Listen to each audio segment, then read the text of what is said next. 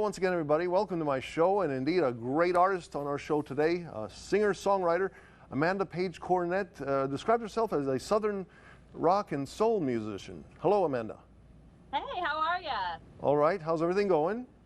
Things are going well. This weather's been a little crazy, but other than Oh, that. yeah. Yeah. You're up in Nashville, so I mean, you've got not too far away from here in North Sure. Mississippi, so you've had the ups and downs and temperatures and all the mix of precipitation and everything like that. Right? Absolutely. One day 80 and the next day flurries. So Yeah, you never know what yeah. you're going to get. Does that give you an idea for a song?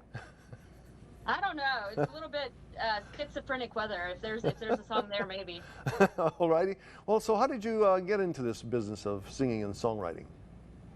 I have been making up songs since I could probably talk. And I started writing them down when I was 9 years old. And so it was kind of always a part of me. And then I had a really great guitar teacher when I was first starting to play guitar who said, "Hey, when do you write your songs?" And I said, "When they come to me." And he said, "Well, we lost our deal." He had a top 10 hit when he was 15, and they lost their deal because they couldn't write songs on cue, only when it came to them. And his name was Joe Bennett of Joe Bennett and the Sparkle Tones. Okay. And so he encouraged me to make it a skill, not just a talent. The most invaluable information I've ever gotten, advice I've gotten. Well, I mean, you've won some awards, such as Mississippi Music Award. Tell us about that. That was so much fun. We won the Southern Rock Band of the Year, which was amazing because it didn't just highlight me, it highlighted my whole band.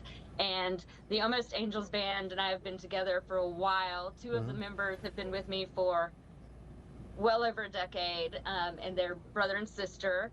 And our drummers switched around a little bit. Our original drummer was their other brother, family affair.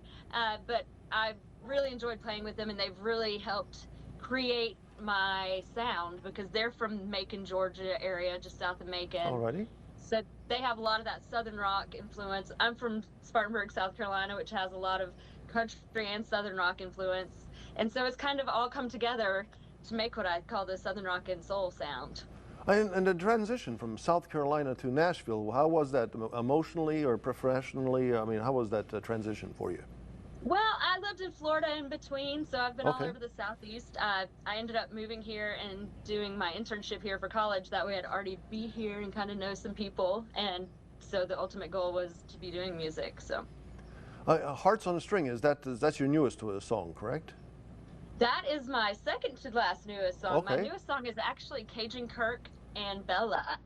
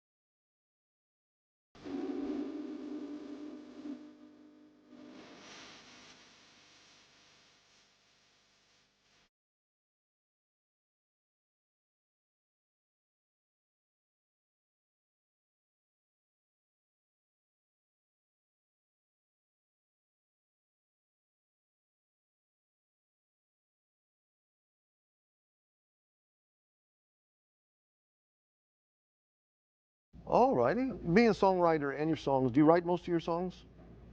I do. I'm a co-writer on all of the songs I've produced thus far.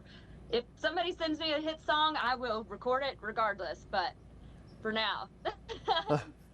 Are there songs sometimes that come easy? I mean, I know a lot of times, I mean, sometimes folks get like, just like writers get writer's block. Have you ever had that happen to you, or does it just come pretty easy for you?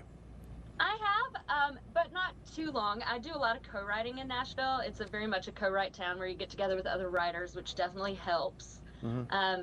And thankfully, like I said, Joe Bennett made me aware that I needed to make it a skill, not just a talent, which does help with that, because even if you don't feel like it, or even if you don't have something popping in your head, you can get together with somebody and still create a song. And once it's a skill, that makes it a little bit easier.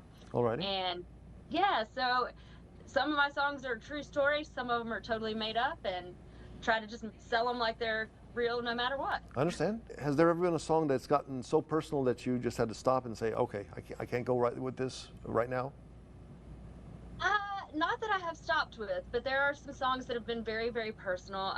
One of the songs on my first album, Someone to Miss Me, I got to write in Muscle Shoals, Alabama with Mark Narmore and Carl Holder, and it is a very personal song, and it came from a night I came home from a gig. I was high from a gig, not high on drugs, but high from the gig. And I came home to my dog and was like, I really just wish I had someone to miss me, and kind of broke down in tears, and that's where the idea came from. So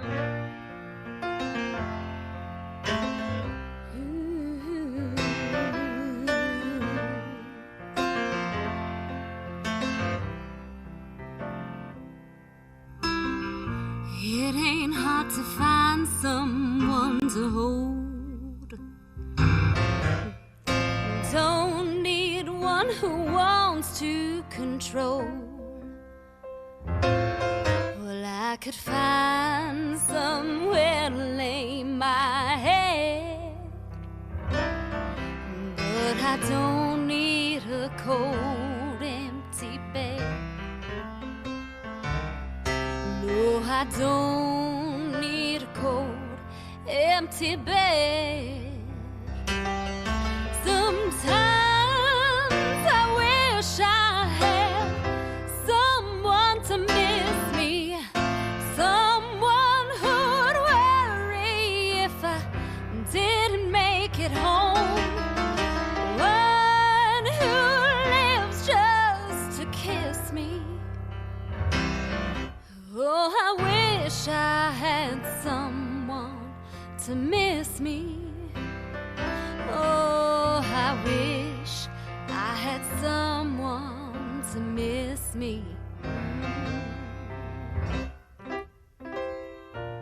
It's getting harder and harder to find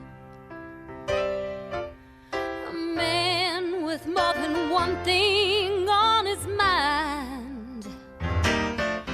And it might sound a little old-fashioned, but I believe in true love and passion. Yeah, I believe in true love and passion. Sometimes I wish I had someone to miss me, someone who'd worry if I didn't make it home, one who lives just to kiss me. Oh, I wish I had someone to miss me. Oh, I wish I had someone to miss me.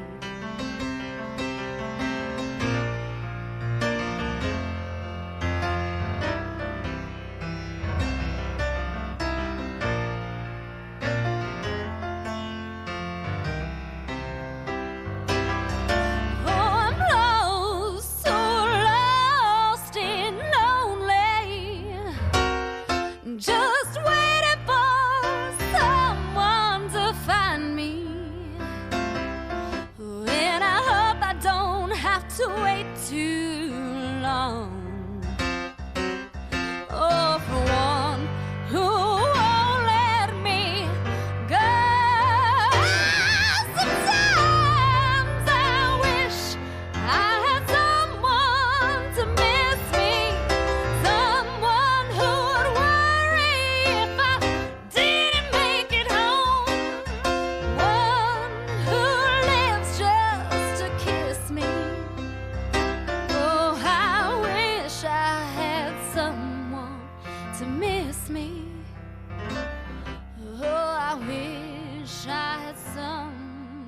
to miss me.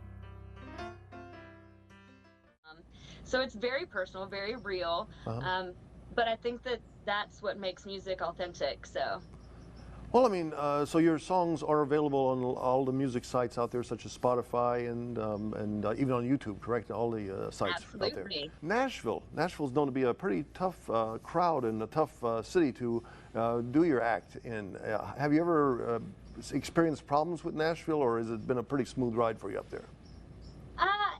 There's a lot of talent here, so there's a lot of competition. I try not to look at it as competition. I try to see it as everybody's different, everybody's path is different. I will say that I actually recorded both of my projects down in Muscle Shoals, Alabama, which is where the Southern Rock and Soul part comes in. Alrighty. So one reason I went down there is I've thankfully been brought into the family of musicians down in Muscle Shoals by my co-writer Mark Narmore.